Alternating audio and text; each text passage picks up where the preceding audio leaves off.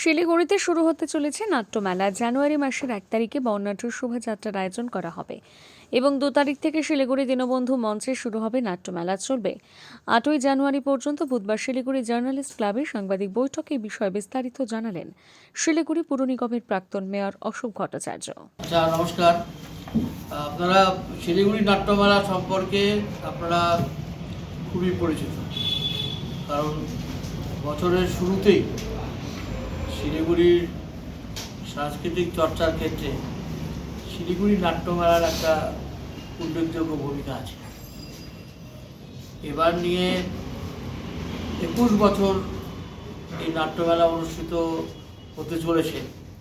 প্রত্যেকবারের মতন এবারও 1 জানুয়ারি নাট্যমেলার জন্য হাঁটো এই কর্মসূচি দিয়ে 2রা জানুয়ারি হচ্ছে প্রথম নাটক মঞ্চস্থ হবে এবং 8ই জানুয়ারি পর্যন্ত এই নাটকগুলো চলবে দীনবন্ধু মঞ্চে প্রতিদিন সন্ধ্যা 6টার সময়।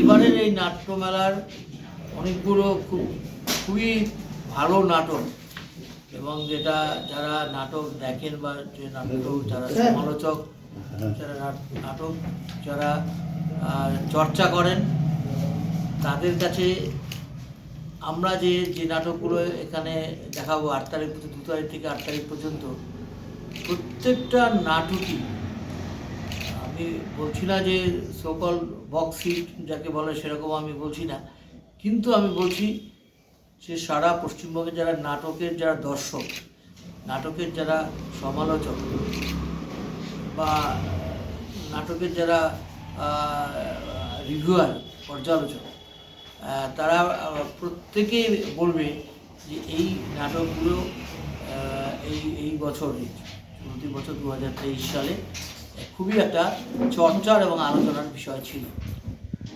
অভিনেত্রী যারা আসবেন তারাও প্রত্যেকেই কিন্তু খুবই পরিচিত। এমন এমন পরিচালক এখানে আসছেন যে পরিচালকরা এই মুহূর্তে আমাদের বাংলাতে, পশ্চিমবঙ্গে খুবই একটা নাটক চর্চার ক্ষেত্রে, অভিনয়ের ক্ষেত্রেও গুরুত্বপূর্ণ ভূমিকা তারা পালন করছে। একটা হচ্ছে সমাজ সচেতন নাটক এবং মানুষের প্রতি, জনগণের প্রতি দায়বদ্ধতা রেখেই যাতে নাটক হয়, মানুষকে যাতে সমাজ সম্পর্কে, সামাজিক সমস্যাগুলি সম্পর্কে মানুষকে যাতে সচেতন করে, এটা একটা। আরেকটা আমরা চাই এই নাট্যমেলার মধ্য দিয়ে নাটকের দর্শকের সংখ্যা আরও বৃদ্ধি পায়, বেশি বেশি মানুষ নাটক দেখুক, এটাই হচ্ছে আমরা চাই। এবং আমরা সেই জন্যে টিকিট খুব বেশি দাম আমরা করিনি।